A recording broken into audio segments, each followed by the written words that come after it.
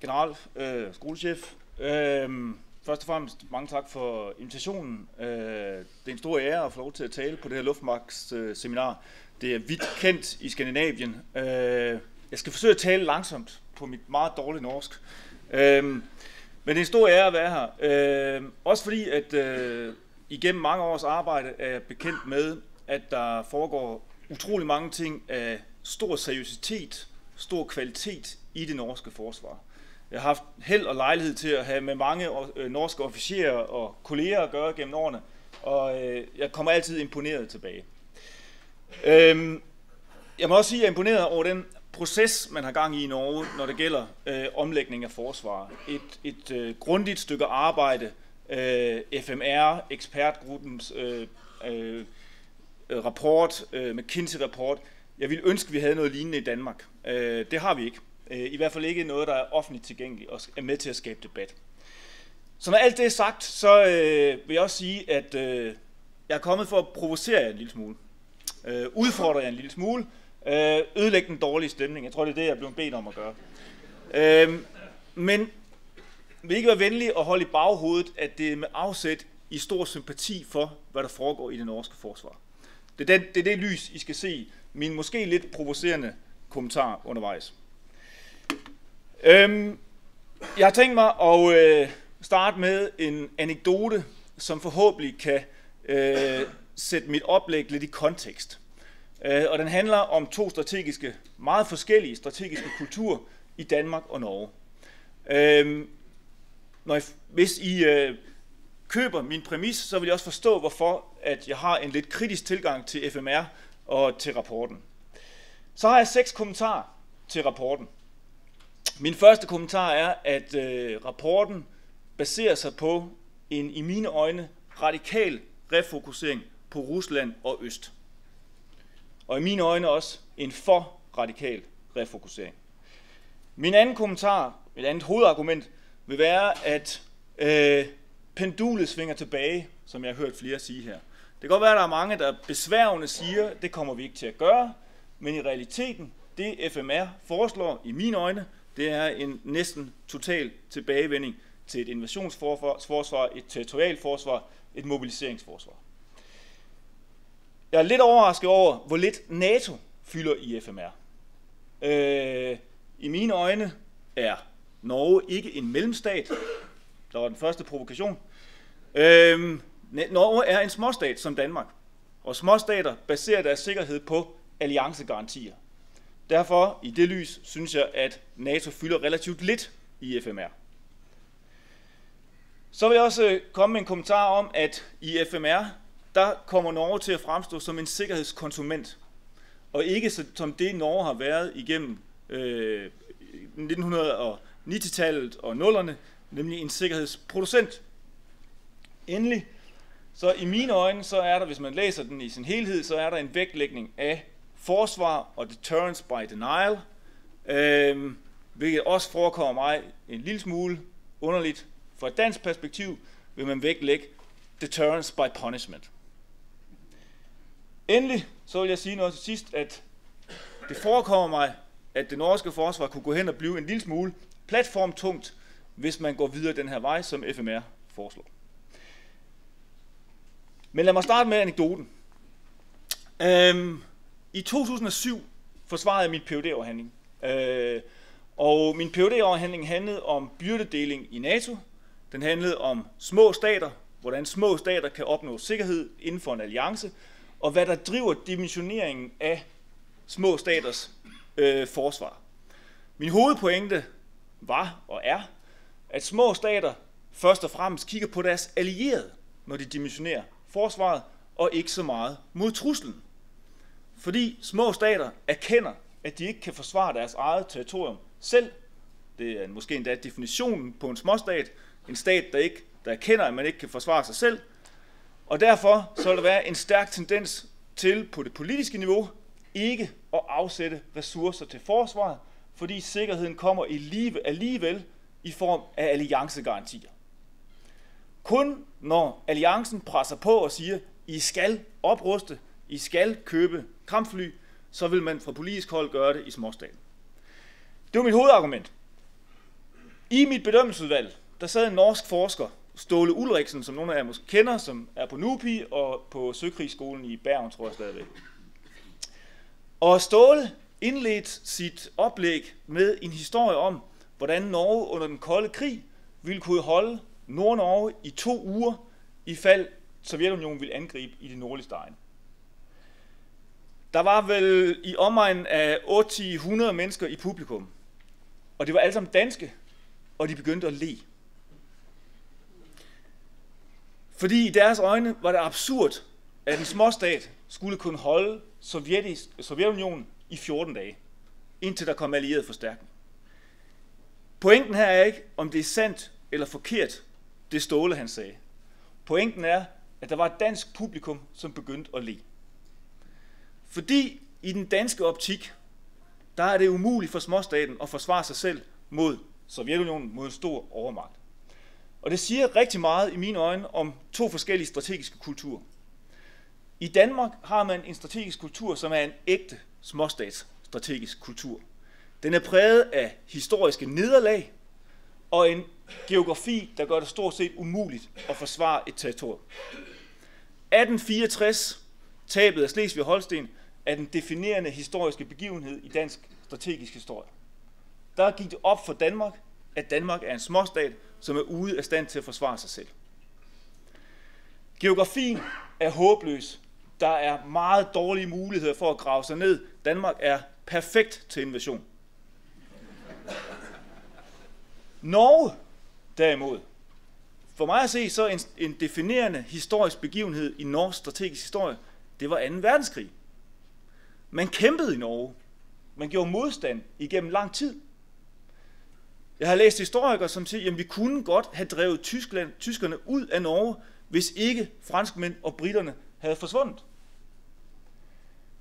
Norsk geografi understøtter også en helt anden strategisk kultur end en dansk. Bare for at sige, der er 2 forskellige strategiske kulturer. Mine kommentarer nu afspejler helt sikkert, at jeg er dybt embedded i en dansk strategisk kultur og har et helt bestemt syn på, hvordan småstater agerer i international politik.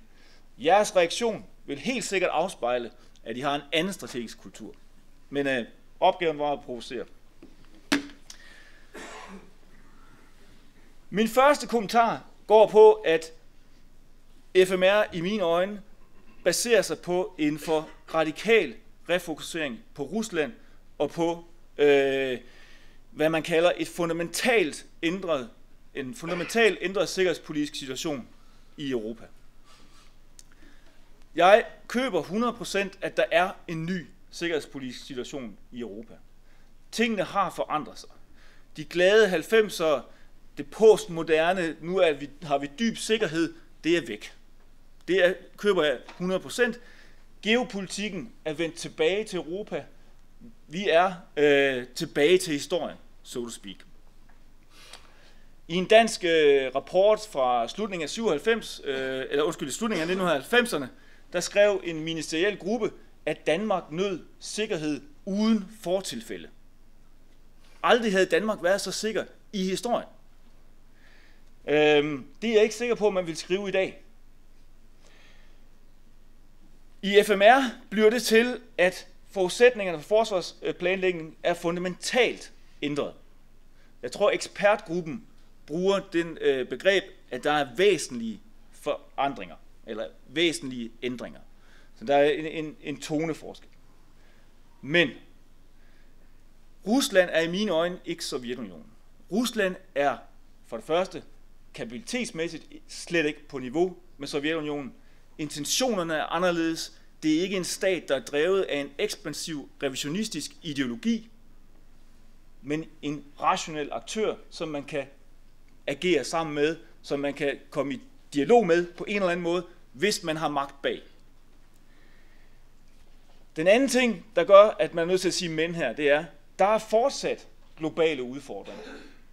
Der er fortsat fail states rundt omkring. Der er fortsat borgerkrige, som fører til globale, massive flygtningestrømme, som vi også har en interesse i at dæmme op for. Der er også konflikter, der kræver humanitære interventioner langt væk fra os. Der er fortsat et pres fra vores allierede, især de største eller den største allierede, for at vi deltager i internationale operationer. Det man hører fra Washington, det er ikke, at vi skal omstille vores forsvar til et invasionsforsvar en gang til. Men FMR har det her i mine øjne meget ensidige fokus på Rusland. Undervejs i rapporten så er der enkelte henvisninger til internationale indsatser, men det er noget, man sådan nævner lidt i flæng. Endelig vil jeg sige, der er en risiko forbundet med det her, den ensidige fokus på truslen fra øst. Og den trussel, eller den risiko, hænger sammen med, at hvis der er én ting, vi har lært siden 1990, så er det, at vi bliver overrasket. Det eneste, der står tilbage med ret stor sikkerhed, det er, at vi bliver overrasket, når det gælder, hvem vi skal kæmpe imod. Hvem havde i 1990 tænkt, at vi skulle være engageret på Balkan? Hvem havde forestillet sig i sommeren 2001, at vi skulle kæmpe i Afghanistan? 2002, hvem havde forestillet, at vi skulle have landstyrker i Irak? I Libyen? Vi blev overrasket gang på gang på gang. Og det vil sige, der er en risiko forbundet med at fokusere på en bestemt trussel, en bestemt modstandertype. Det vi ved med meget større sikkerhed, det er, hvem vi skal kæmpe sammen med. For hvis du kigger hen over de sidste 25 år, så er det de samme stater, vi har kæmpet sammen med. Det er USA, det er Storbritannien og til dels Frankrig. Der er kontinuiteten, og det er det, vi i stort omfang bør sigte mod. Den anden kommentar, det er, at FMR i mine øjne lægger op til en for radikal tilbagevenden til et invasionsforsvar, et mobiliseringsforsvar, et territorialforsvar. Når man læser rapporten i sin helhed, så fornemmer man næsten det lettelsens suk, som er gået igennem forsvars establishment. Rusland er tilbage. Det her kender vi. Slut med Afghanistan, slut med alle de der internationale indsatser. Home to mama. Nu ved vi, hvad vi skal. Det kan vi, det gjorde vi hamrende godt i 40 år. Nu er vi tilbage. Og nu skal den have fuld skrue. Det vi lavede i 25 år, det var et irriterende sideshow. Det var en parentes i historien. Lad os komme tilbage. Der er i mine øjne en total nedprioritering af internationale operationer. Der er en rød linje gennem det hele. Forsvar af Norge. Punktum. Eksempler på det. Man taler om dimensionerende udfordringer for forsvaret. Nummer 1. Angreb på Norge. Øst. Rusland. Så kommer der en række andre ting, der udfordrer. Nummer 5. Internationale indsatser. Når man læser om værnepligten, så handler værnepligten om at skabe volumen, udholdenhed, alle de ting, som vi forbinder med et invasionsforsvar. Til sammenligning, når man behandler værnepligten i en dansk sammenhæng, så taler man om det som en rekrutteringsbase, hvor man kan rekruttere professionelle soldater, der kan indsættes i internationale operationer. Og det gør man fremdeles. NATO Response Force. Når NATO Response Force eller andre NATO-styrker bliver nævnt, så er det ikke i forbindelse med, at Norge skal kunne levere til NRF eller VJTF'en. Så er det i den forbindelse, at NRF skal komme Norge til hjælp. Det er også meget anderledes end i Danmark. I Danmark har man også en debat om NRF og VJTF, men den handler om, hvor meget Danmark skal bidrage til den, for at kunne hjælpe de baltiske lande og Polen.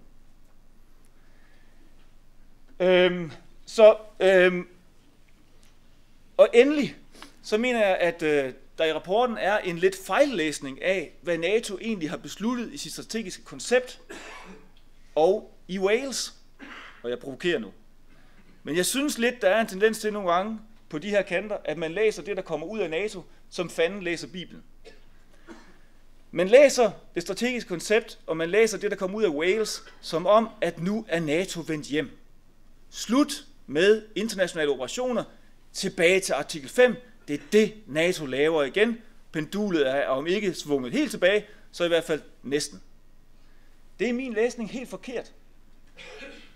Stormagterne, som sætter agendaen i NATO, vil stadigvæk internationale operationer. Deres trusselvurderinger går ikke på, at Rusland er hamrende farlig. I en amerikansk optik, der kan man håndtere Rusland, man kan afskrække Rusland. Rusland er muligt at afskrække. Men der skal være en arbejdsdeling, hvor europæerne skal bidrage til andre indsatser rundt omkring i verden, så skal amerikanerne nok stå for afskrækkelsen af Rusland. Jeg spidsvinkler tingene her, det håber jeg, I forstår, men for at det skulle udfordres. Man kan tegne lidt det, der er sket i min optik. Norge og Danmark starter herude i 1989 et invasionsforsvar. Danmark omstiller rent faktisk sine styrker i markant omfang frem til 2013. Satser hele butikken på et deployerbart forsvar. Opgiver ubåde, opgiver luftforsvar, etc. Det kan man mene er en fejl, men det gør man radikalt i Danmark. I min optik, der har Norge ikke gjort det konsekvent. Man har kun nået et stykke hen ad vejen, og der er hele tiden ligget sådan lidt i kortene. Kommer der ikke snart et eller andet fra øst, så vi kan komme hjem igen? Og lige så snart der kom noget fra øst, så fik man rigtig travlt med at komme hjem igen. Så overraskede mig det, da jeg læste den, at der er så lidt NATO i den. Der synes jeg, at ekspertudvalgets rapport adskiller sig ved at have en meget klar og fin beskrivelse af, hvilken rolle NATO spiller i norsk forsvarstænkning. Der er ikke nogen tvivl om, at NATO er blevet en skizofren alliance. Og NATO er blevet forvirret, strategisk forvirret, og NATO er i et vist omfang i krise. I mine øjne er det ikke nogen dødelig krise, men der er en krise. Og den krise hænger sammen med, i bund og grund, forskellige trusselsopfattelser. Der er en række lande, som ser truslen fra øst. Der er en række lande, der ser en trussel fra syd. Og så er der en række lande, som ikke ser nogen trussel. Det betyder, at NATO har svært ved at handle strategisk. Og det betyder også, at for første gang siden 1949, så ser landene på NATO, men ser noget meget forskelligt. Under den kolde krig så landene på NATO og så grundlæggende det samme. Et bolværk mod Sovjetunionen og Warszawapagten. I dag ser landene noget meget forskelligt. Østeuropæerne, balterne, de ser NATO stadigvæk som et bolværk fra noget mod øst. Dem i syd ser NATO som noget, der potentielt set kan hjælpe, så jeg syd, jeg mener øst. Dem i syd ser NATO som noget, der kan dæmme op for det, der foregår i syd.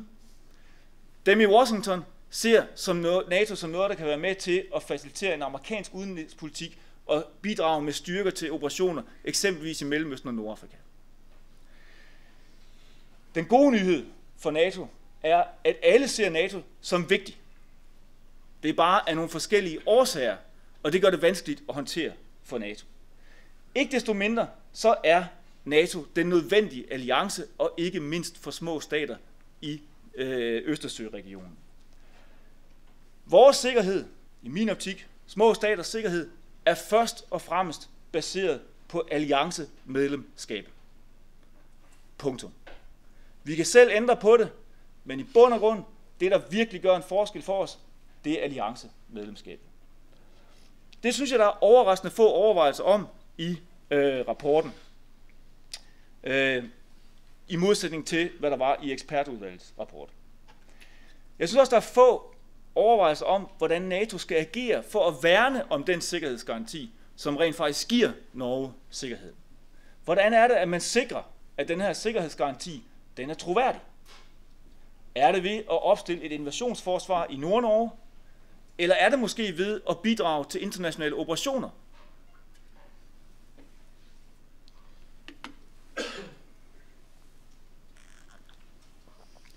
Så i forlængelse af, at man går fra at være noget, der minder om et indsatsforsvar, til at blive et invasionsforsvar igen, så er der også en tendens til, at Norge bliver beskrevet som en sikkerhedskonsument.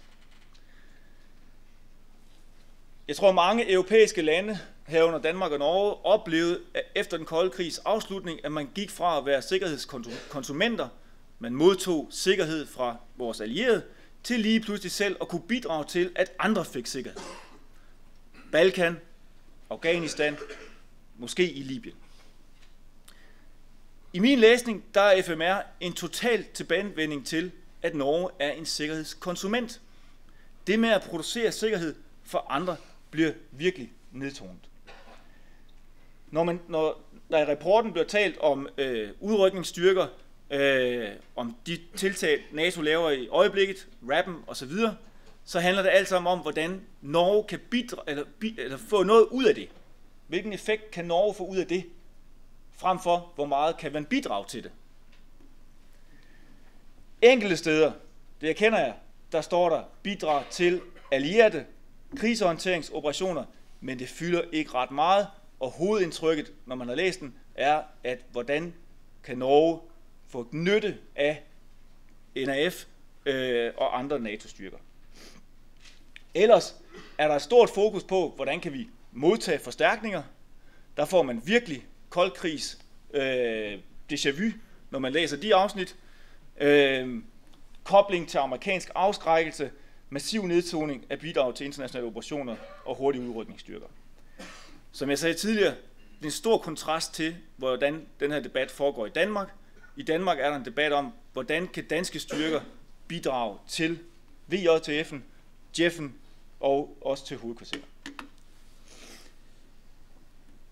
I NATO foregår der i disse år og disse måneder en debat om, hvorvidt NATO's sikkerhed skal basere sig på deterrence by denial eller deterrence by punishment.